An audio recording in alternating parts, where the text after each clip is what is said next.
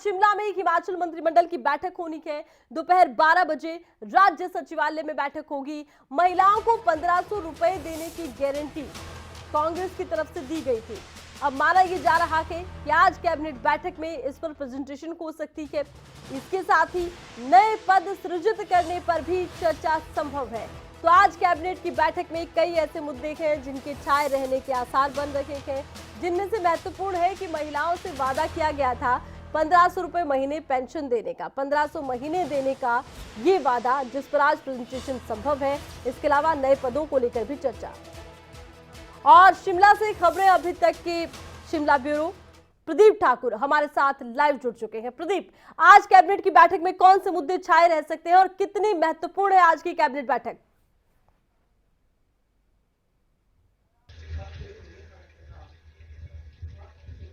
बिल्कुल, देखिए काफ़ी महत्वपूर्ण बैठक है और सुखविंदर सिंह सुक्खू सरकार की ये दूसरी कैबिनेट बैठक होने वाली है। 12 बजे राज्य सचिवालय में बैठक की जो है वो शुरू हो जाएगी और काफ़ी सारे एजेंडा आइटम इस बार कैबिनेट बैठक के लिए, और ख़ासतौर पर बात करें तो बजट सत्र की तारीखें आज तय हो सकती हैं और कब मुख्यमंत्री बजट पेश करेंगे, उसके साथ साथ कितने दिन का इस बार बजट सत्र करना है, इसकी तमाम जो चर्चा है वो इस कैबिनेट बैठक में होगी। और उसके बाद तारीखों पर अंतिम मुहर लगाकर राजभवन भेजी जाएंगी। फिर राजभवन की तरफ से राज्यपाल सत्र बुलाने के जो है वो सत्र बुलाने के आदेश जारी करेंगे। तो कुल मिलाकर बजट सत्र पर फोकस रहेगा। और उसके साथ साथ जानकारी ये भी है कि ओल्ड पेंशन स्कीम को लेकर भी चर्चा आज फिर से हो सकती है, क्योंकि अभी नोटिफिकेशन होना बाकी है।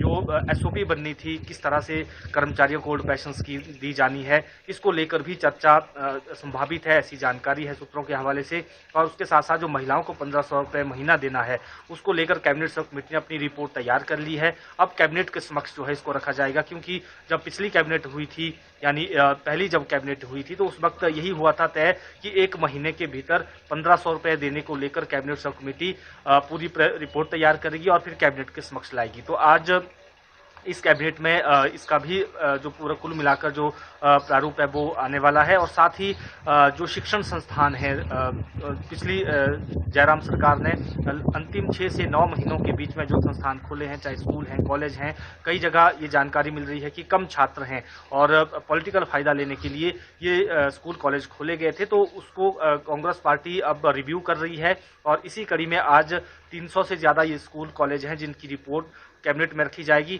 और गुण दोष के आधार पर कैबिनेट देखेगी कि कौन कॉलेज रखा जा सकता है, किस कॉलेज को चलाने की ज़रूरत नहीं है या स्कूल को चलाने की ज़रूरत नहीं है।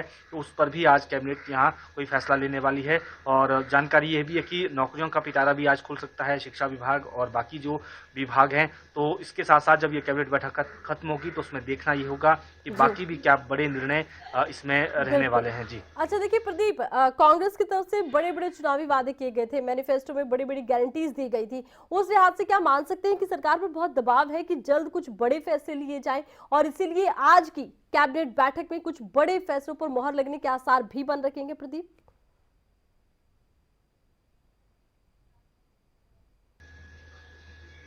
बिल्कुल, देखिए इस तरह के भी फैसले हो सकते हैं, क्योंकि कोशिश सुखविंदर सिंह सुक्खू सरकार की है कि लोगों के बीच में एक अच्छा मैसेज सरकार के बारे में जाए।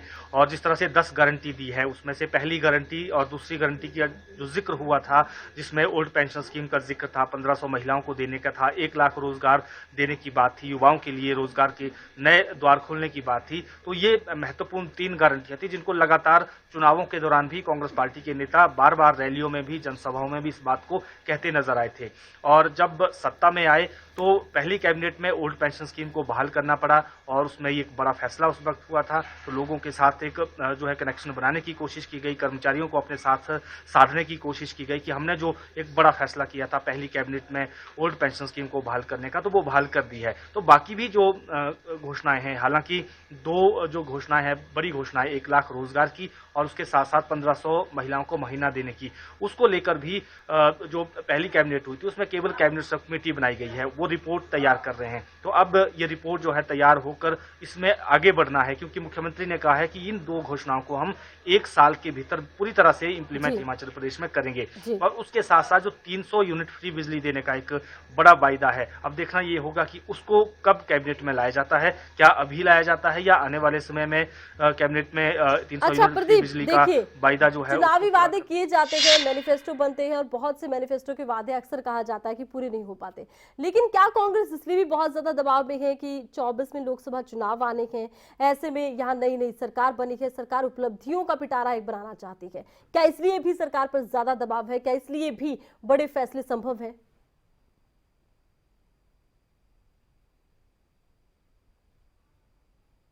बिल्कुल देखिए, बड़े फैसले जब भी कैबिनेट होती है तो उसमें सरकार को करने ही पड़ते हैं। और वर्तमान में कांग्रेस सरकार है तो कांग्रेस सरकार की कोशिश ये रहेगी कि जो 2024 का लोकसभा चुनाव है उसमें हिमाचल की 4 सीटें हैं और चारों सीटों पर काबिज हों। तो ऐसे में जो फैसले हैं, लोगों को लुभाने के फैसले हैं, लोगों को अपने साथ जोड़ने के फैसले हैं, इस तरह के फैसले सरकार को करने पड़ेंगे। और आने वाले दिनों में चाहे वो 1500 की बात है या 1 लाख रोजगार की बात है, जब ये धरातल पर उतरेंगी ये योजनाएं, तो उससे कहीं ना कहीं लोग सरकार के साथ यानी कांग्रेस पार्टी के साथ जुड़ेंगे।